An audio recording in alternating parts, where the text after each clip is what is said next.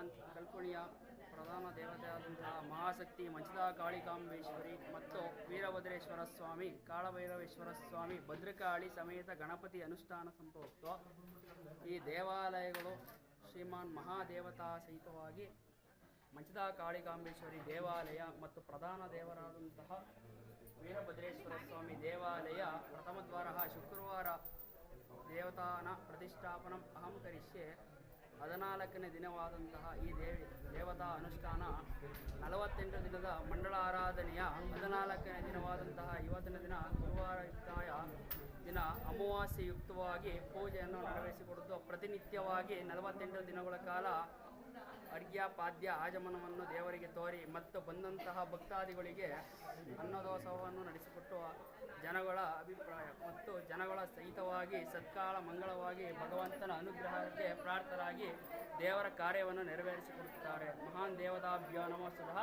ವೀರಭದ್ರೇಶ್ವರ ಸ್ವಾಮೀನ ಭವಂತು.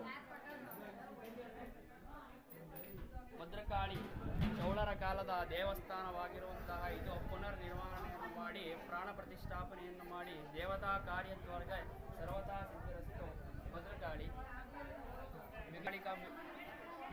ಮಂಚದಾ ಕಾಳಿಕಾಂಬೇಶ್ವರಿ ಆದಂತಹ ಹಿರಿ ಮಂಚದಾ ಕಾಳಿಕಾಂಬೆ ಮತ್ತು ಹಿರಿ ಮಂಚದಾ ಕಾಳಿಕಾಂಬೆ ಬಂದು ಕಾಡಿನ ಮಧ್ಯ ಅಂದರೆ ಈ ಕಾಡಿನ ಮಧ್ಯ ಬಂದು ಪ್ರತಿಷ್ಠಾಪನೆಗೊಳ್ಳುವಂತಹ ತಾಯಿ ದೇವಾಲಯ ಅದು. ಮತ್ತು ಕಿರಿ ಮಂಚದಾ ಕಾಳಿಕಾಂಬೇಶ್ವರಿ ಕಲ್ಕುಳಿ ಗ್ರಾಮದಲ್ಲಿರುವಂತಹ ರಾಜಬೀದಿಯಲ್ಲಿರುವಂತಹ ಆ ದೇವಿ ಮತ್ತು 9 ವರ್ಷ 11 ವರ್ಷಕ್ಕೆ ನಡೆಯುವಂತಹ 11 ದಿನದ 12 ದಿನದ 13 ದಿನದಂತಹ ದೊಡ್ಡಬ್ಬ ಕಾರ್ಯಕ್ರಮವನ್ನು ಈ ದೇವಿಯ ರೂಪದೊಂದಿಗೆ ನೆರವೇರಿಸಿಕೊಡುತ್ತಾರೆ. ಮತ್ತು ಈಗ ಕೊನೆಯ ಹಂತವಾದಂತಹ ಈ ಜನವರಿ ತಿಂಗಳಲ್ಲಿ ದೇವಿಯ ಮಹೋತ್ಸವ ಅಂದರೆ ದೊಡ್ಡಬ್ಬದ ಮಹೋತ್ಸವವನ್ನು ನಡೆಸಿಕೊಡಲು ದೇವಿ ಅನುಗ್ರಹ ಸಹಿತವಾಗಿ ದೇವರ ಪ್ರತಿಷ್ಠಾಪನೆಯನ್ನು ಪುನರ್ನಿರ್ಮಾಣವಾಗಿ ಮಾಡಿದ್ದಾರೆ. ಅದರ ಜೊತೆಗೆ ಸಹಿತವಾಗಿ ಜನಗಳ ಸಮ್ಮೇಳನದಲ್ಲಿ ವೀರಭದ್ರೇಶ್ವರ ಕಾಳಭೈರವೇಶ್ವರ ಗಣಪತಿ ಭದ್ರಕಾಳಿ ಸಮೇತವಾಗಿ ದೇವಿಯ ಕೃಪಾಕ್ಷರಿಗೆ ಪ್ರಾರ್ಥರಾಗಬೇಕೆಂದು ದೇವಿಯ ಸ್ಮರಣೆಯ ಭಗವಂತ.